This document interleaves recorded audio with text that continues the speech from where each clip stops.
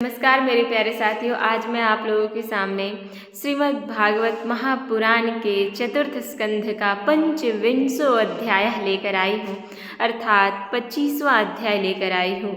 और इस अध्याय का क्या नाम है तो पुरंजनोपाख्यान का प्रारंभ। इस अध्याय में हम लोग देखेंगे कि पुरंजन नामक जो व्यक्ति है वो कौन है और उनका उपाख्यान इतना प्रसिद्ध क्यों है, किस कारण से है, उनका उपाख्यान का यहाँ पे ज़रूरत किस कारण से पड़ा, ये हम लोग आज इस अध्याय के माध्यम में देखेंगे। और अंतिम में जो है वो इनका उपाख्यान प्रारंभ होता है और दूसरे अध्याय तक इनका उपाख्यान जो है वो चलता है। तो मैं उन सभी कथाओं को आपके सामने प्रस्तुत करने वाली हूँ। आप बने रहिए इस वीडियो के अंत तक और देखते रहिए और सुनते भी रहिए और एकाग्रचित होकर सुनिए, है ना। आपसे निवेदन है कि सुनना है तो एकाग्रचित होकर सुनना है, अन्यथा नहीं। तो श्री मैत्रेय जी और विदुर जी के मध्य जो है वो संवाद चल रहा है और मैत्रेय जी विदुर जी से कहते हैं, क्या कहते हैं कि विदुर जी, इस प्रकार भगवान शंकर ने प्रचेताओं को उपदेश दिया, ठीक है ना। और वो जो प्रचेता थे, वो प्रचेता जो है वो कौन थे, आपको इससे पूर्व के अध्याय में मैं आपको बताई थी। वो प्रचेता, वो 10 प्रचेताओं की माँ कौन थी और पिता कौन थे, इसके पूर्व के अध्याय में मैंने बहुत अच्छे से वर्णन किया है।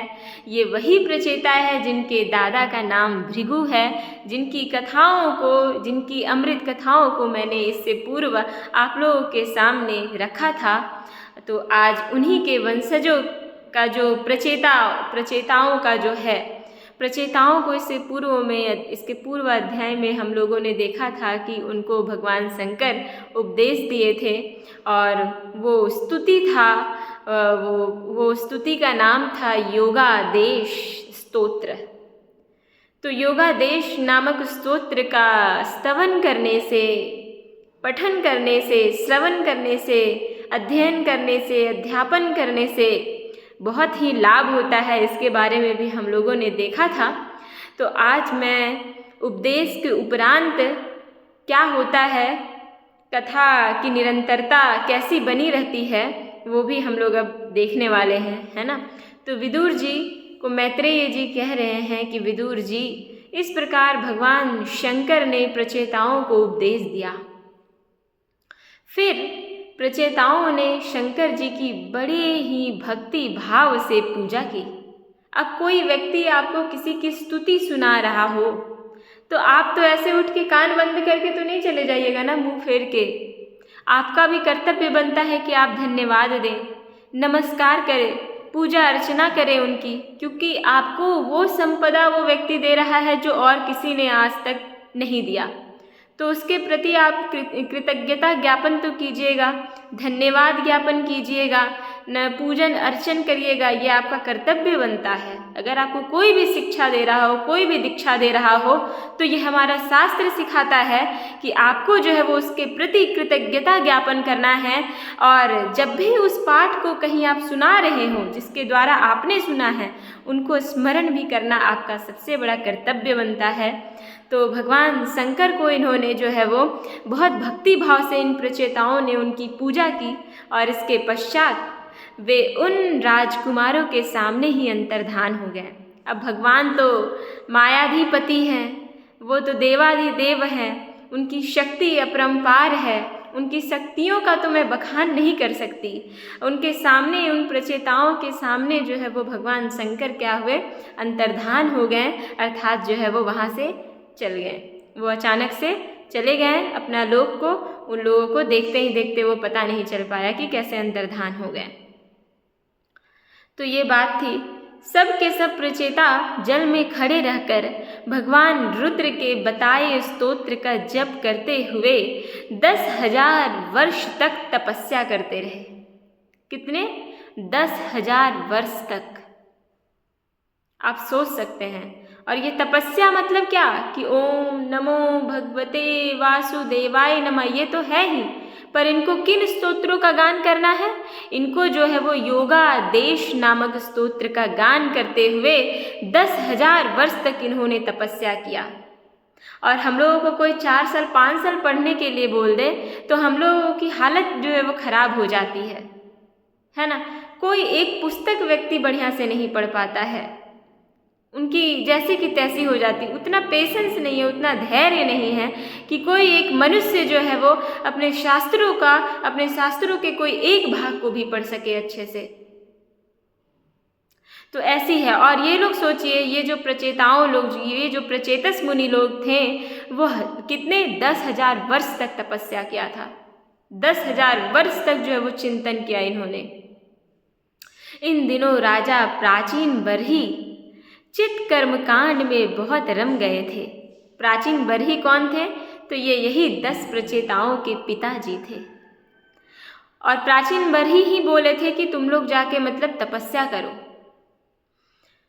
ये भी बहुत बड़े विद्वान थे, बहुत कर्मकांडी इंसान थे। और ये अपने राजकाल में जो है वो कर्मकांड में इतना अधिक रम गए कि क्या ही बताया जा सकता है इनके बारे में। उन्हें अध्यात्म विद्या विशारद परम कृपालु नारद जी ने उपदेश दिया। क्या दिया उपदेश, वो आगे हम लोग देखेंगे। लेकिन यहाँ पे विशारद से तात्पर्य क्या है? विशारद का मतलब होता है विशेष ज्ञान प्राप्त करना।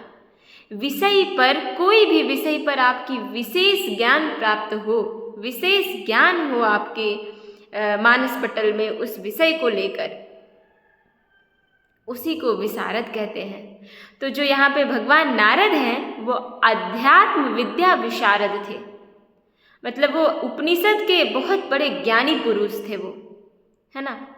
और फिर वो अध्यात्म विद्या विशारद परम कृपालु नारद जी ने उपदेश दिया। किनको? प्राचीन बरही इत्यादि को। और जो उनके प्रचेता पुत्र थे उन्होंने कहा कि राजन, अभी यहाँ पे जो उपदेश दे रहे नारद जी वो प्राचीन बरही को दे रहे हैं।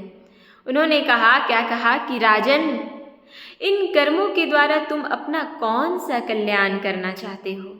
ये जो तुम कर्मकांड कर रहे हो इससे तुम्हें कौन सा कल्याण की इच्छा है ये तो बताओ।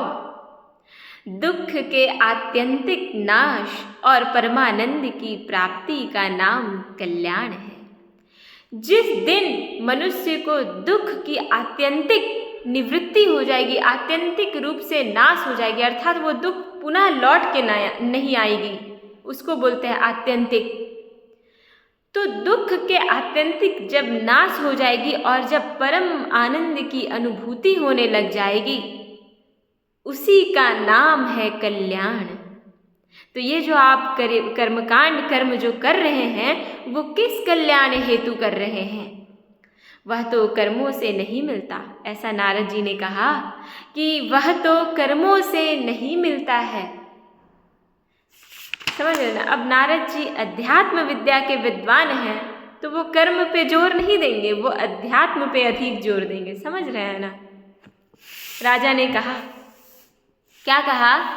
महाभाग नारद जी, मेरी बुद्धि कर्म में फंसी हुई है। मेरी बुद्धि जो है वो किस में फंसी हुई है? कर्म में फंसी हुई है। इसलिए मुझे परम कल्याण का कोई पता ही नहीं है। समझ रहे हैं ना। आप ये मत समझिएगा कि जो मनुष्य कर्मकांड करता है वो बहुत बड़ा जो है वो आत्मवेत्ता है, ऐसा नहीं हो सकता है। समझ रहे हैं ना। तो ये कर्मकांड तो दिन भर कर रहे हैं, हमेशा अपने अनुसार से जो है वो ईश्वर को याद कर रहे हैं, परमात्मा को याद कर रहे हैं। लेकिन नारद जी ने कहा कि ऐसे आपको प्राप्त नहीं होगा कल्याण। तो इसी दौरान राजा ने कहा कि मेरा कल्याण का तो कोई पता नहीं है, आप मुझे विशुद्ध ज्ञान का उपदेश दीजिए। वो ऐसा कौन सा ज्ञान है जिससे मैं निवृत्त हो जाऊं इस सांसारिक मोह माया से? वैसा कौन सा उपदेश है, आप मुझे बताइए, जिससे मैं इस कर्म बंधन से छुटकारा पा सकूं। जो पुरुष कपट धर्ममयी गृहस्थ आश्रम में ही रहता हुआ पुत्र, स्त्री और धन को ही परम पुरुषार्थ मानता है, वह अज्ञान वश संसार अरण्य में ही भटकते रहने के कारण उस परम कल्याण को प्राप्त नहीं कर सकता। श्री नारद जी कहते हैं, क्या कहते हैं? देखो देखो राजन, तुमने यज्ञ में निर्दयता पूर्वक जिन हजारों पशुओं की बलि दी है ना, यज्ञ में बलि का भी विधान है। तो ये बड़े बड़े यज्ञों में जो है वो पशु बलि भी होता है ना। तो वही नारद जी कह रहे हैं कि तुम जो यज्ञ में निर्दयता पूर्वक जिन हजारों पशुओं की बलि दी है, उन्हें आकाश में देखो। ये सब तुम्हारे द्वारा प्राप्त हुई पीड़ाओं को याद करते हुए बदला लेने के लिए तुम्हारी बाट देख रहे हैं, तुम्हारी रास्ता देख रहे हैं कि कब मैं बदला ले सकूं। जब तुम मरकर परलोक में जाओगे, तब ये अत्यंत क्रुद्ध होकर तुम्हें अपने लोहे के सिंगों से छेदेंगे, मारेंगे, मृत्यु के घाट उतारेंगे। अच्छा, इस विषय में मैं तुम्हें एक प्राचीन उपाख्यान सुनाता हूँ। वह राजा पुरंजन का पवित्र चरित्र है। जब आप मनुष्य को कुछ बता रहे हैं या कुछ नहीं करने के लिए कह रहे हैं, तो उसके पीछे आपको एक एग्जाम्पल देना पड़ेगा कि देखो अगर ये करोगे ना तो ये दिक्कतें आ सकती हैं। समझ रहे हैं ना? तो नारद जी तो बोले कि ये कर्मकांड से तुम्हें जो है वो क्या बोलते हैं, मोक्ष की प्राप्ति कभी नहीं हो सकती है, क्योंकि नारद जी स्वयं अध्यात्म विद्या के विशारद हैं। तो वो कह रहे हैं ऐसा कि तुम्हें कभी भी जो है वो इस संसारिक मोह माया से निवृत्ति नहीं मिल सकती है। तब फिर नारद जी कह रहे हैं कि इसी संदर्भ को, इसी प्रसंग को मैं लेकर एक उपाख्यान तुम्हें सुनाता हूँ। तो सुनाना स्टार्ट कर रहे हैं, और वो उपाख्यान में किनका चरित्र का वर्णन है? तो राजा पुरंजन का चरित्र। उसे तुम मुझसे सावधान होकर सुनो, ऐसा जो है वो श्री नारद जी कह रहे हैं राजन से, ठीक है ना। और वो राजा का नाम क्या है? तो प्राचीन बरही, जो 10 प्रचेताओं के पिता है। उनको अब जो है वो पुरंजन का चरित्र को सुनाएंगे। कह रहे हैं नारद जी, क्या कह रहे हैं? राजन, पूर्व काल में पुरंजन नाम का एक बड़ा यशस्वी राजा था। उसका अविज्ञात नाम एक मित्र था। अविज्ञात कहने का मतलब कि वो पुरंजन तो सभी लोग जानते थे, लेकिन उसका जो है वो क्या है, अविज्ञात नाम का, वो नाम कोई नहीं जानता था। वैसा एक उसका मित्र था। कोई भी उसकी चेष्टाओं को समझ नहीं सकता था। वो कब क्या करने वाला है, क्या नहीं करने वाला है, कब कौन से कर्म को करने वाला है, कौन से कर्मों का आधान करने वाला है, वो कोई नहीं जान पाता था। समझ रहे हैं ना? तो वही है कि कोई भी उसकी चेष्टाओं को समझ नहीं सकता था। राजा पुरंजन अपने रहने योग्य स्थान की खोज में सारी पृथ्वी घूमे। वो ऐसा स्थान ढूंढ रहे थे जहाँ पे बिल्कुल निर्जन जगह हो, बहुत शांति जगह हो। वैसा जगह वो पूरे पृथ्वी में घूम घूम कर खोज रहे थे। फिर भी जब उसे कोई अनुरूप स्थान न मिला, अपने अनुरूप स्थान नहीं मिला, अपने रूप स्थान नहीं मिला जैसा वो चाहते थे, तब वह कुछ उदास सा हो गए।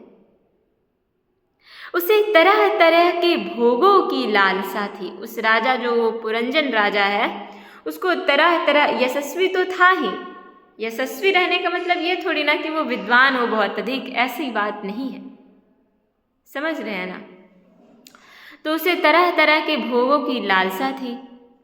उन्हें भोगने के लिए उसने संसार में जितने नगर देखे, उनमें से कोई भी उसे ठीक नहीं लगा। भाई, वो कैसा दिव्य स्थान ढूंढ रहा था कि उनको संपूर्ण संसार में भी ढूंढने पे नहीं मिल पाया। अब क्या हुआ देखिए। एक दिन उसने हिमालय के दक्षिण तटवर्ती शिखरों पर कर्मभूमि भारत खंड में एक 9 द्वारों का नगर देखा। कितने द्वारों का? तो 9 द्वारों का जो है वो एक नगर देखा। वह सब प्रकार के सुलक्षणों से संपन्न तथा सब ओर से परकोटों, बगीचों, अट्टारियों, खाइयों, झरोखों और राजद्वारों से सुशोभित था और सोने, चांदी तथा लोहे के शिखरों वाले विशाल भवनों से खचाखच भरा हुआ था। उसके महलों की फरसें नीलम, स्फटिक, वैदूर्य, मोती, पन्ने और लालों की बनी हुई थी। अपनी कांति के कारण वह नागों की राजधानी भोगवती पुरी के समान जान पड़ता था। वो जो 9 द्वार वाले जो कोठरी था ना, वो कैसा जान पड़ रहा था? जैसे कि वो नागों की राजधानी भोगवती पुरी हो। तो आपको ये बात पता चल गया कि नागों का जो राजधानी है उसका क्या नाम है? भोगवती पुरी। वैसे ही वो भी जान पड़ रहा था देखने से। उसमें जहाँ तहाँ अनेकों सभा भवन, चौराहे, सड़कें, क्रीड़ा भवन, बाजार, विश्राम स्थान, ध्वजा पताकाएं और मूंगे के चबूतरे सुशोभित थे। उस नगर के बाहर दिव्य वृक्ष और लताओं से पूर्ण एक सुंदर बाग था। उसके बीच में एक सरोवर सुशोभित था। पढ़ने के साथ ही मुझे ऐसा लग रहा है कि काश मुझे भी वैसा जगह मिलता। बहुत ही रम्य जगह होगा वो। उसके आसपास अनेकों पक्षी भांति भांति की बोली बोल रहे थे तथा भौरे गुंजार कर रहे थे। सरोवर के तट पर जो वृक्ष थे उनकी डालियां और पत्ते शीतल झरनों के जलकणों से मिली हुई वासंती वायु के झरोखों से हिल रहे थे और इस प्रकार वे तटवर्ती भूमि की शोभा बढ़ा रहे थे। वो इतना भव्य था कि कोई भी व्यक्ति जो है वो मोहित हो जाएगा उस जगह को देखकर। वहाँ के वन्य पशु भी मुनिजनोचित मतलब मुनियों के जैसा उनका चित्त था, मुनियों के जैसा उनके हृदय पवित्र थे। वहाँ के पशु पक्षी का हृदय अत्यंत पवित्र था। अहिंसा आदि व्रतों का पालन करने वाले थे। अब आप सोच सकते हैं कि पशु पक्षी कितने उदार होते हैं, लेकिन मनुष्य इतना नहीं हो पाते हैं। सच बात है। आप पशु पक्षी को अगर आप प्रेम पूर्वक अपने बातों को समझाइएगा तो वो एक बार को समझ जाएंगे और बिल्कुल आपके बातों का वो अनुकरण करेंगे। एक उदाहरण देती हूँ मैं जिस विश्वविद्यालय में हूँ वहाँ की इसी जगह की एक अंग्रेजी विभाग की प्राचार्या है, असिस्टेंट प्रोफेसर है। उन्होंने एक बार कहा मुझे कि पशु इतने दयालु होते हैं, अगर आप उनको प्रेम से रखिएगा ना तो आपको लेकर वो इतने सजग रहेंगे ना कि आप सोच नहीं सकते। उन्होंने ये कहा कि इतने माँ और इतना हस्बैंड भी नहीं रख सकता। मैं जब घर जाती हूँ विश्वविद्यालय से तो सबसे पहले वो गेट पे आके खड़ा होता है और गेट खोलता है हमारा। और जब मैं घर से विश्वविद्यालय आती हूँ तो मुझे गेट तक जो है वो छोड़ने के लिए मुझे आता है। ऐसा कौन कर सकता है? कोई नहीं। कभी कभी माँ भी नहीं करती। तो आप सोचिए कि पशु जो है वो कितने मतलब नम्र होते हैं। अगर आप उनके साथ सहज भाव रखिएगा, पवित्र भाव रखिएगा तो वो भी आपके प्रति प्रेम भाव रखेगा। करुणा उनमें भी होती है, बस वो व्यक्त नहीं कर पाते, बोल नहीं पाते। तो आप सोच सकते हैं, आपको विश्वास हो गया होगा कि पशु पक्षी भी मुनिजनोचित व्यवहार करने वाले थे उस वन में और अहिंसा आदि व्रतों का पालन करने वाले थे। हिंसा नहीं करते थे वो। और आज के मनुष्यों को देखिए, वो तो हिंसा करने में ही आतुर रहते, डूबे रहते हैं। उन्हें क्या फर्क पड़ रहा है कितने जीव जंतु मारे जाते हैं, लेकिन अपना मुंह को जो है वो अपने जीवा को लोग लगाम नहीं देते हैं। इसलिए उनसे किसी को कोई कष्ट नहीं पहुंचता था। वहां बार बार जो कोकिल की कुहू ध्वनि होती थी, उससे मार्ग में चलने वाले बटोहियों को ऐसा भ्रम होता था मानो वह बगीचा विश्राम करने के लिए उन्हें बुला रहा है। राजा पुरंजन ने उस अद्भुत वन में घूमते घूमते एक सुंदरी को आते देखा, जो अकस्मात उधर चली आई थी, जो अचानक से उस अद्भुत वन में आ गई थी। उसके साथ 10 सेवक थे उस सुंदरी के साथ, जिनमें से प्रत्येक 100 नायिकाओं का पति था। वो जो 10 सेवक थे वो प्रत्येक 10 के जो है वो 100 नायिकाएं थी। एक 5 फन वाला सांप उसका द्वारपाल था, वही उसकी सब ओर से रक्षा करता था। वह सुंदरी भोली भाली किशोरी थी और विवाह के लिए श्रेष्ठ पुरुष की खोज में निकली थी। उसकी नासिका, दंत पंक्ति, कपोल और मुख बड़ा ही सुंदर था। वह पीले रंग की साड़ी और सोने की करधनी पहने हुए थी तथा चलते समय चरणों से नुपुरों की झनकार करती जाती थी। अधिक क्या, वह साक्षात कोई देवी सी जान पड़ती थी। वह गजगामिनी बाल किशोरावस्था की सूचना देने वाले अपने गोल गोल समान और परस्पर सटे हुए स्तनों को लज्जावश बार बार आंचल से ढकती जाती थी। उसकी प्रेम से मटकती भौहें और प्रेम पूर्ण तिरछी चितवन के बाण से घायल होकर वीर पुरंजन ने लज्जा युक्त मुस्कान से और भी सुंदर लगने वाली उस देवी से मधुर वाणी में कहा, कमल दल लोचने, मुझे बताओ तुम कौन हो, किसकी कन्या हो तुम? साध्वी, इस समय आ कहाँ से रही हो तुम? भीरू, इस पुरी के समीप तुम क्या करना चाहती हो?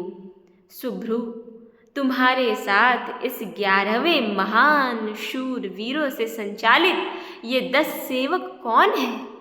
और ये सहेलियां तथा तुम्हारे आगे आगे चलने वाला यह सर्प कौन है? सुंदरी, तुम साक्षात लज्जा देवी हो अथवा उमा, रमा और ब्रह्माणी में से कोई हो।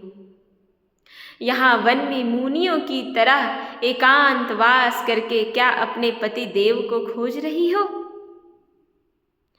तुम्हारे प्राणनाथ तो तुम उनके चरणों की कामना करती हो, इतने से ही पूर्ण काम हो जाएंगे। अच्छा, यदि तुम साक्षात कमला देवी हो तो तुम्हारे हाथ का क्रीड़ा कमल कहाँ गिरा हुआ है?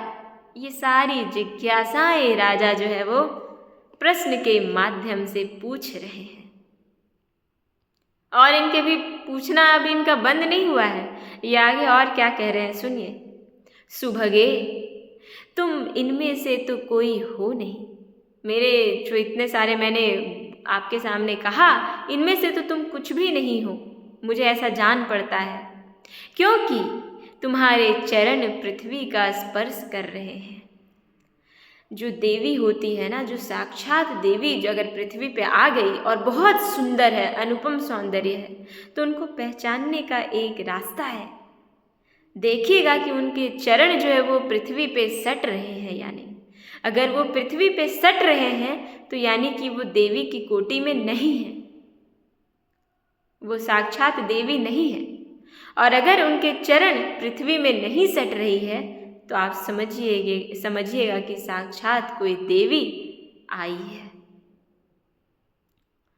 अच्छा, यदि तुम कोई मानवी ही हो तो लक्ष्मी जी जिस प्रकार भगवान विष्णु के साथ बैकुंठ की शोभा बढ़ाती हैं, उसी प्रकार तुम मेरे साथ इस श्रेष्ठ पुरी को अलंकृत करो, ऐसा राजा पुरंजन कह रहे हैं।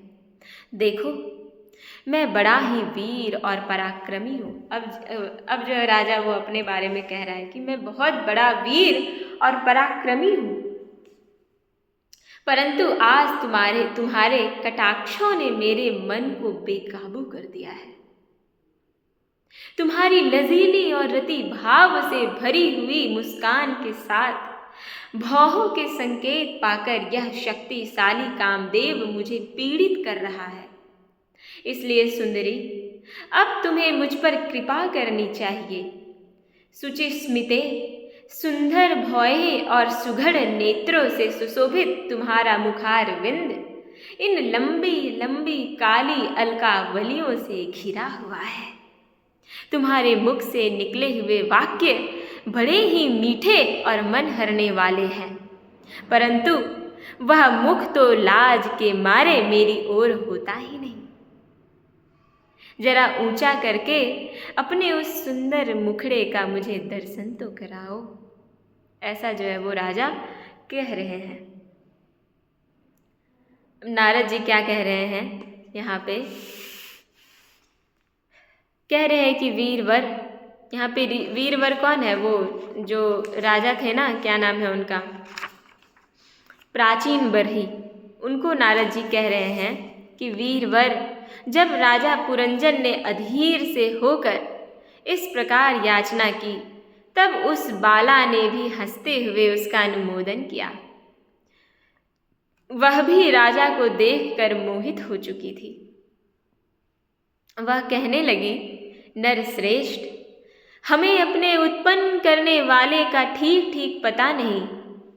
मेरे कौन पिता हैं, मेरी माता कौन है, ये मुझे अच्छे से नहीं पता है, और ना हम अपने या किसी दूसरे के नाम या गोत्र को ही जानती है, और ना ही मुझे अपना गोत्र पता है।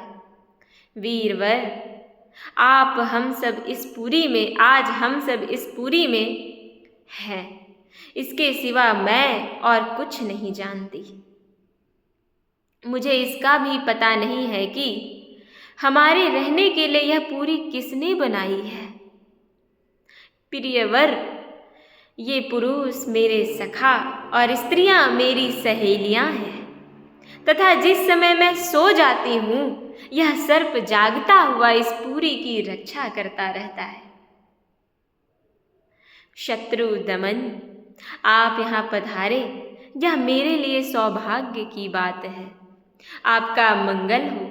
आपको विषयी भोगों की इच्छा है, उसकी पूर्ति के लिए मैं अपने साथियों सहित सभी प्रकार के भोग प्रस्तुत करती रहूँगी।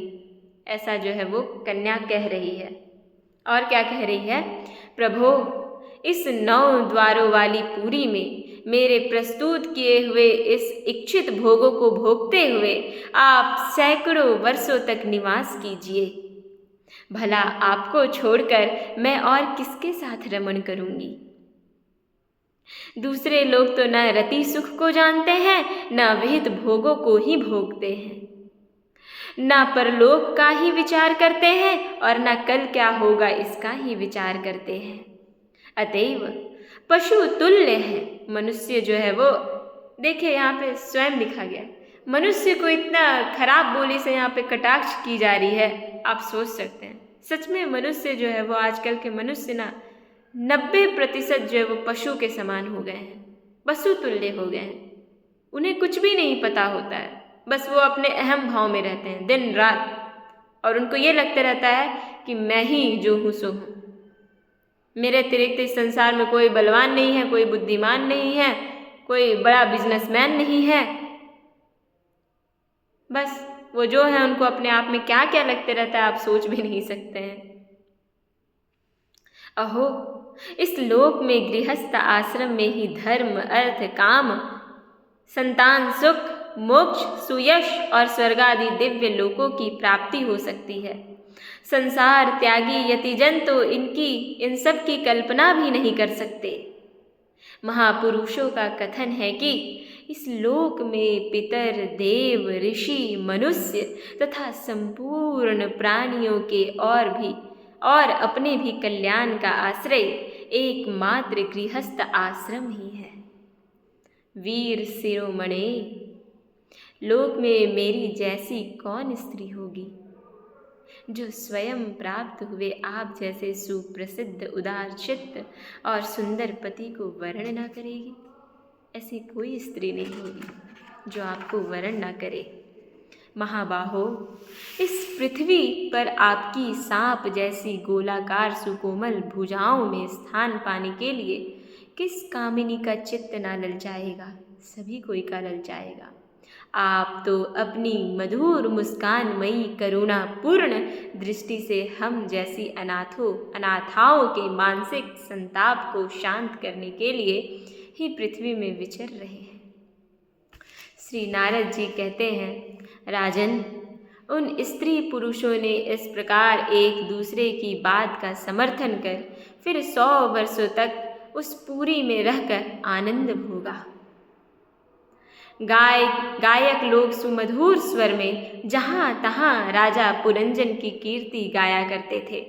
जब ग्रीष्म ऋतु आती तब वह अनेकों स्त्रियों के साथ सरोवर में घुसकर जल क्रीड़ा करता।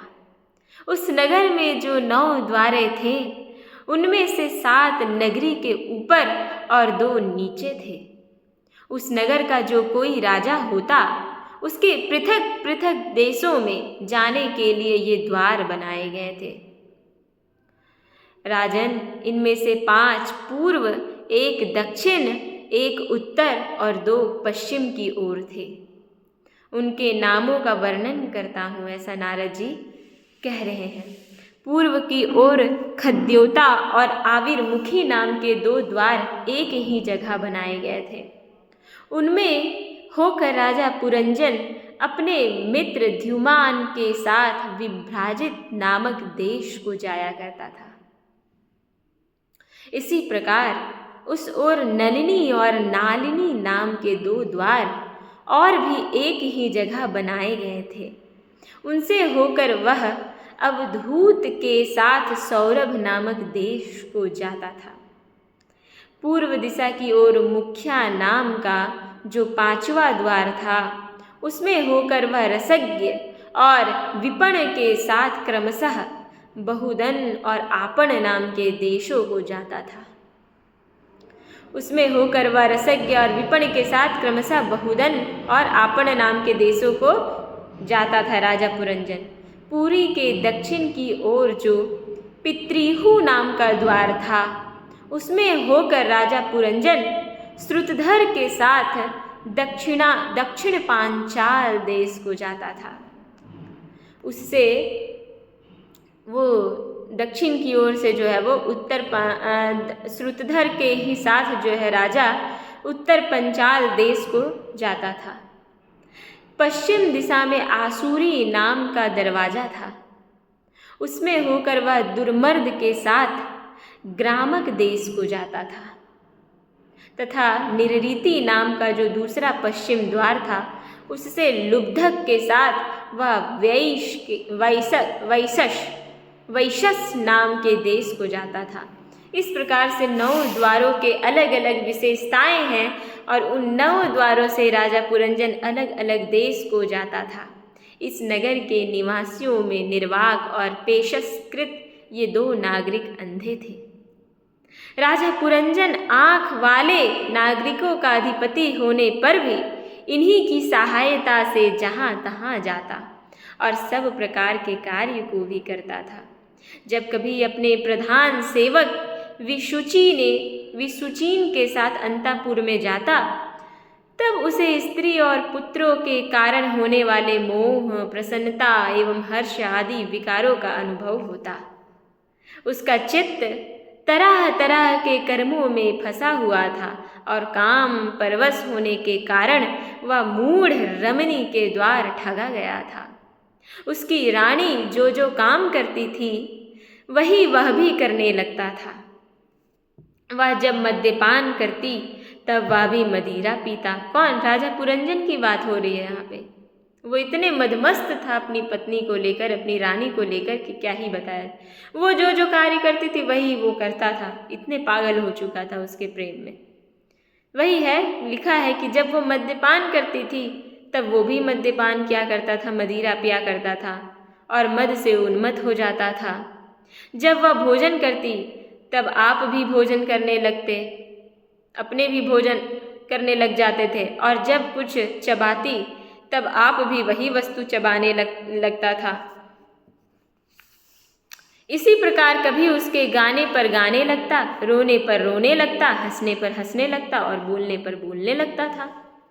वह दौड़ती तो आप भी दौड़ने लगता, खड़ी होती तो आप भी खड़ा हो जाता, सोती तो आप भी उसी के साथ सो जाता और बैठती तो आप भी बैठ जाता। कभी वह सुनने लगती तो वो भी सुनने लगता वही चीज़, देखती तो वो भी देखने लगता, सूंघती तो सूंघने लगता, किसी चीज़ को छूती तो वो भी छूने लगता। कभी उसकी प्रिया शोकाकुल होती तो आप भी अत्यंत दीन के समान व्याकुल हो जाता। जब वह प्रसन्न होती तो वो भी प्रसन्न हो जाते थे और उसके आनंदित होने पे वे भी आनंदित हो जाते थे। इस प्रकार राजा पुरंजन अपनी सुंदरी रानी के द्वारा ठगा गया। सारा प्रकृति वर्ग परिकर ही उसको धोखा देने लगा। वह मूर्ख विवश होकर इच्छा न होने पर भी खेल के लिए घर पर पाले हुए बंदर के समान अनुकरण करते रहता। कोई ऐसा भी हो सकता है क्या? ऐसा होता है, देखिए। तो ये अध्याय जो है यहीं पे समाप्त होता है। फिर से आगे का जो अध्याय है वो राजा पुरंजन की ही कथा को, राजा पुरंजन के ही चरित्र को भगवान नारद कह रहे हैं राजा से, जिनका नाम प्राचीन बरही है, उनसे वो कह रहे हैं। और दूसरा अध्याय जो है वो है षड्विंशो अध्याय अर्थात 26वां अध्याय। उस अध्याय का क्या नाम है? तो राजा पुरंजन का शिकार खेलने वन में जाना और रानी का कुपित होना। अब देखिए, आप किसी के साथ भी दिन भर लगे रहिएगा ना, कितनों ही आपकी प्रेमिका ही क्यों ना हो, वो एक टाइम में जाके आदमी इरिटेट हो जाता है, ठीक है। तो अगर आपको प्रेम करना है ना, प्रेम का इजहार करना है, तो आप बहुत ज़्यादा क्लोज मत रहिए, ठीक है। आप विश्वास पात्र होइए उनका पूर्ण रूप से, परंतु आप दिन रात उसी के आजू बाजू में मत घूमते रहिए। उससे क्या होता है ना, उससे प्रेम की जो सीमा है, समय सीमा है, वो घटते चली जाती है, समझ रहे हैं। और वो एक टाइम में जाके बिल्कुल नीरस हो जाता है वो चीज़। तो इसी तरह से रानी के भी साथ होगा, भी रानी भी ऐसे ही पुरंजन के साथ करेगी, देखिएगा भी। तो यही है कि राजा पुरंजन जो शिकार खेलने के लिए वन में जाते हैं और रानी का कुपित होना इस अध्याय में बताया गया है। तो चलिए हम लोग जानेंगे कि किस प्रकार से श्री नारद जी जो है वो प्राचीन बरही को कथा सुना रहे हैं राजा पुरंजन का। और नारद जी कह रहे हैं प्राचीन बरही को कि राजन, एक दिन राजा पुरंजन अपना विशाल धनुष, सोने का कवच और अक्षय तरकस, अक्षय अर्थात जो कभी क्षय ना होने वाला हो, उस अक्षय तरकस धारण कर अपने 11वें सेनापति के साथ 5 घोड़ों के शीघ्रगामी रथ में बैठकर पंचप्रस्थ नाम के वन में गया। कौन से वन में? पंचप्रस्थ। उस रथ में 2 ईशादंड, 2 पहिए, 1 धूरी, 3 ध्वजदंड, 5 डोरियां, 1 लगाम, 1 सारथी, 1 बैठने का स्थान, 2 जुए, 5 आयुध और 7 आवरण थे। वह 5 प्रकार की चालों से चलता था तथा उसका साज बाज सब सुनहरा था। यद्यपि राजा के लिए अपनी प्रिया को क्षण भर भी छोड़ना कठिन था, किंतु उस दिन उसे शिकार का ऐसा शौक लगा कि उसकी भी परवाह न करके वह बड़े गर्व से धनुष बाण चढ़ाकर आखेट करने लगा। इस समय आसुरी वृत्ति बढ़ जाने से उसका चित्त बड़ा कठोर और दया शून्य हो गया था। इससे उसने अपने तीखे बाणों से बहुत से निर्दोष जंगली जानवरों का वध कर डाला। अब आप वध भी उसी का कीजिएगा, ये डांटिएगा फटकारिएगा उसी को भी जो दोषी हो। अब ये राजा जो है वो आखेट के शौक में, आखेट के पागल में आकर जो है बिल्कुल क्या किया, वो धनुष में बाण चढ़ाकर और निर्दोष जानवरों को जो है वो वध कर डाला। जिसकी मांस में अत्यंत आसक्ति हो वह राजा केवल शास्त्र प्रदर्शित कर्मों के लिए वन में जाकर आवश्यकता अनुसार अनिषिद्ध पशुओं का वध करे, व्यर्थ पशु हिंसा न करे। शास्त्र इस प्रकार उस श्रृंखल प्रवृत्ति को नियंत्रित करता है। इस प्रकार के प्रवृत्ति का जो मनुष्य होता है उसको कंट्रोल करता है कौन? शास्त्र। राजन, जो विद्वान इस प्रकार शास्त्र नियत कर्मों का आचरण करता है वह उस कर्मानुष्ठान से प्राप्त हुए ज्ञान के कारणभूत कर्मों से लिप्त नहीं होता। जो शास्त्र का अनुकरण करता है ना, वो संसार में कितनों भी कर्म कर लेगा पर वो उस कर्मों से लिप्त नहीं होगा। नहीं तो मनमाना कर्म करने से मनुष्य अभिमान के वशीभूत होकर कर्मों में बंध जाता है तथा गुण प्रवाह रूप संसार चक्र में पड़कर विवेक बुद्धि के नष्ट हो जाने से अधम योनियों में जन्म लेता है। पुरंजन के तरह तरह पंखों वाले बाणों से छिन्न भिन्न होकर अनेकों जीव बड़े कष्ट के साथ प्राण त्यागने लगे। उसका वह निर्दयता पूर्ण जीव संहार देखकर सभी दयालु पुरुष बहुत दुखी हुए। वे इसे सह नहीं सके। इस प्रकार वहाँ खरगोश, सूअर, भैंस, नीलगाय, कृष्ण मृग, शाही तथा और भी बहुत से मेध्य पशुओं का वध करते करते राजा पुरंजन बहुत थक गया। तब वह भूख प्यास से अत्यंत शिथिल हो वन से लौटकर राजमहल में आया। अब देखिए राजमहल में आ गया। जब तक ये आखेट कर रहा था तब तक अपनी रानी को याद नहीं किया। थक गया, उसे प्यास लग गई, भूख लग गई, तब वो राजमहल की ओर आया। वहाँ उसने यथा योग्य रीति से स्नान और भोजन से निवृत्त हो कुछ विश्राम करके थकान दूर की। फिर गंध, चंदन और माला आदि से सुसज्जित हो सब अंगों में सुंदर सुंदर आभूषण पहने। तब उसे अपनी प्रिया की याद आई। तो प्रेम तो ऐसा नहीं होता है कि जब आप सभी कर्मों को कर लिए जो आपकी इच्छा थी उसके बाद आप रानी को याद कर रहे हैं, ऐसा तो है होना नहीं चाहिए। वह भोजन आदि से तृप्त, हृदय में आनंदित, मद से उन्मत्त और काम से व्यथित होकर अपनी सुंदरी भार्या को ढूंढने लगा, किंतु उसे वह कहीं भी दिखाई ना दी। प्राचीन बरही तब उसने चित्त में कुछ उदास होकर अंतःपुर की स्त्रियों से पूछा। क्या पूछा? सुंदरियों, अपनी स्वामिनी के सहित तुम सब पहले की ही तरह कुशल से हो ना, या फिर कोई दिक्कत है? क्या कारण है आज इस घर की संपत्ति पहले जैसी सुहावनी नहीं जान पड़ती? ऐसा राजा पूछ रहा है। घर में माता अथवा पति परायणा भार्या न हो तो वह घर बिना पहिए के रथ के समान हो जाता है। फिर उसमें कौन बुद्धिमान दीन पुरुषों के समान रहना पसंद करेगा? कोई नहीं रहना पसंद करेगा। घर का सौंदर्य, घर का सुंदरता माँ और पत्नी से बना होता है, और अगर घर में वही दोनों दुखी रहे तो वो घर घर नहीं होता। अतः बताओ, वह सुंदरी कहाँ है जो दुख समुद्र में डूबने पर मेरी विवेक बुद्धि को पद पद पर जागृत करके मुझे उस संकट से उबार लेती है? स्त्रियों ने कहा, जो रानी लोग थी वो लोग कही, नरनाथ, मालूम नहीं आज आपकी प्रिया ने क्या ठानी है। नहीं पता हम लोगों को। शत्रु दमन, देखिए वे बिना बिछौने के पृथ्वी पर पड़ी हुई है। श्री नारद जी कहते हैं, राजा प्राचीन बरही को कह रहे हैं कि राजन, उस स्त्री के संग से राजा पुरंजन का विवेक नष्ट हो चुका था, इसलिए अपनी रानी को पृथ्वी पर अस्त व्यस्त अवस्था में पड़ी देखकर वह अत्यंत व्याकुल हो गया, परेशान हो गया। उसने दुखित हृदय से उसे मधुर वचनों द्वारा बहुत कुछ समझाया, किंतु उसे अपनी प्रेयसी के अंदर अपने प्रति प्रणयी कोप का कोई चिन्ह नहीं दिखाई दिया। वह मनाने में भी बहुत कुशल था।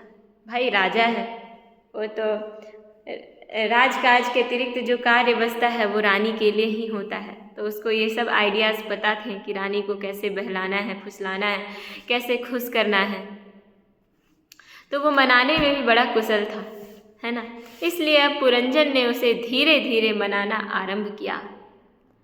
उसने पहले उसके चरण छुए और फिर गोद में बिठाकर बड़े प्यार से कहने लगा। क्या कहने लगा पुरंजन कि सुंदरी, वे सेवक तो निश्चय ही बड़े अभागे हैं, जिनके अपराध करने पर स्वामी उन्हें अपना समझकर शिक्षा के लिए उचित दंड नहीं देता। सेवक को दिया हुआ स्वामी का दंड तो उस पर बड़ा अनुग्रह ही होता है, कल्याण ही होता है। जो मूर्ख हैं उन्हीं को क्रोध के कारण अपने हितकारी स्वामी के किए हुए उस उपकार का पता नहीं चलता। जो मूर्ख है उसे नहीं पता चलता उस उपकार का। सुंदर दंतावली और मनोहर भौहें से शोभा पाने वाली मनस्विनी, अब यह क्रोध दूर करो और एक बार मुझे अपना समझकर प्रणयी भार तथा लज्जा से झुका हुआ एवं मधुर मुस्कान मई चितवन से सुशोभित अपना मनोहर मुखड़ा दिखाओ।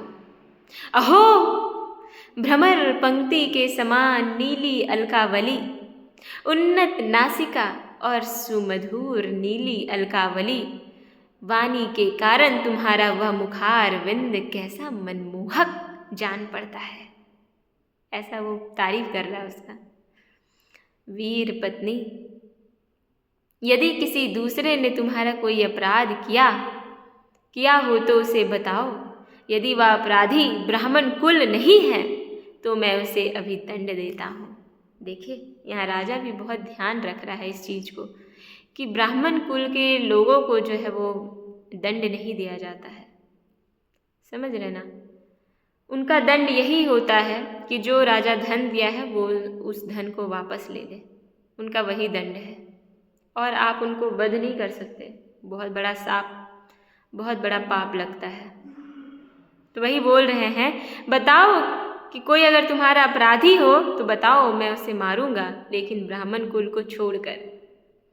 मुझे तो भगवान के भक्तों को छोड़कर त्रिलोकी में अथवा उससे बाहर ऐसा कोई नहीं दिखाई देता जो तुम्हारा अपराध करके निर्भय और आनंद पूर्वक रह सके। प्रिय, मैंने आज तक तुम्हारा मुख कभी तिलकहीन, उदास, मुरझाया हुआ, क्रोध के कारण डरावना, कांतिहीन और स्नेह शून्य नहीं देखा, और न कभी तुम्हारे सुंदर स्तनों को ही शोकाश्रुओं से भिगा तथा तुम्हारे सुंदर स्तनों से ही शोकाश्रुओं से भिगा तथा बिंबा फल सदृश अधरों को स्निग्ध केसर की लाली से रहित देखा। आज तक मैंने ऐसा नहीं देखा। तुम्हें क्या हो गया है जो मैं देख रहा हूँ कि तुम्हारे तिलक नहीं लगे हुए हैं, तुम्हारे होठों में लिपस्टिक नहीं है और तुम्हारे स्तनों में अश्रु धाराओं से सराबोर है तुम्हारा स्तन। क्या हो गया है तुम्हें? मैं व्यसनवश तुमसे बिना पूछे शिकार खेलने चला गया, इसलिए अवश्य अपराधी हूँ। मैं तुम्हारा अपराधी मैं हूँ, मुझे ये बात पता है। मैं बिना पूछे बिना बताए मैं शिकार खेलने के लिए चला गया, इसलिए मैं तुम्हारा अपराधी हूँ, ऐसा राजा पुरंजन कह रहे हैं। फिर भी अपना समझकर तुम मुझ पर प्रसन्न हो जाओ। कामदेव के विषम बाणों से अधीर होकर जो सर्वदा अपने अधीन रहता है, उस अपने प्रिय पति को उचित कार्य के लिए भला कौन कामिनी स्वीकार नहीं करती? सभी लोग करेंगे। इसलिए मेरी पत्नी, मेरी प्रिय पत्नी, वीर पत्नी, समझ जाओ, क्षमा कर दो मुझे, ऐसा राजा पुरंजन कह रहे हैं। और अब अगले अध्याय में देखेंगे कि वो और किस तरीके से उनको बहलाते हैं, फुसलाते हैं, समझाते हैं। ये अध्याय यहीं पे समाप्त हो गया और भगवान नारद का ये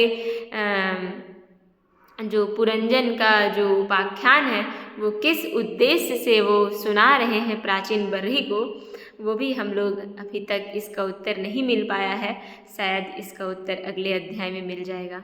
तो आप बने रहिए इस श्रीमद् भागवत महापुराण की श्रृंखला में, आपको भी पता चलेगा कि किस लिए पशु हिंसा नहीं करना चाहिए, पशु हिंसा करने से किन किन पापों से व्यक्तियों को जूझना पड़ता है, ये सब कुछ जो है वो आपको मालूम पड़ेगा। और मैं आशा विश्वास से कहती हूँ कि आप भी जो है वो अपने जीवन में रहिए और कर्म कीजिए, धर्म को अपनाइए, लेकिन इस तरह से आप हिंसा मत कीजिए। नमो नमः। नमः संस्कृताय। ओम नमो भगवते वासुदेवाय नमः। ओम।